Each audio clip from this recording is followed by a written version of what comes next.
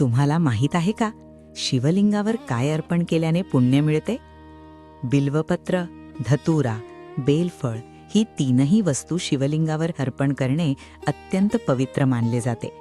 या प्रत्येक वस्तूमागे एक पवित्र अर्थ आहे. बेलपत्र. बेलपत्राची 3 पाने ही सत्व, रज, तम ही तीनही गुण शिवतत्वात विलीन होतात. म्हणून बेलपत्र शिवाला अत्यंत प्रिय मानले जाते.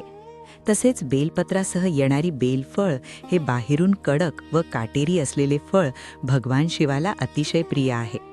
हे बेलफळ दीर्घायुष्य आणि आरोग्याचं प्रतीक आहे. धतुरा ही एक उग्र, औषधी आणि विषारी वनस्पती आहे. तरी पण भगवान शिवाला ही अतिशय प्रिय मानली जाते.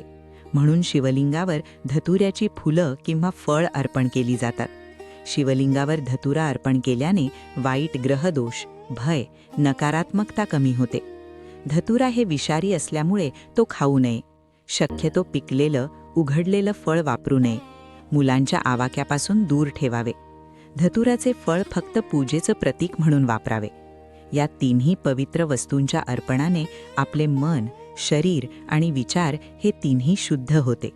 तसेच आख फूल, कण्हेर फूल, गंगाजल, पंचामृत, अपराजिता अशा पवित्र वस्तू देखील शिवलिंगावर अर्पण केल्या जातात. ओम नमः शिवाय.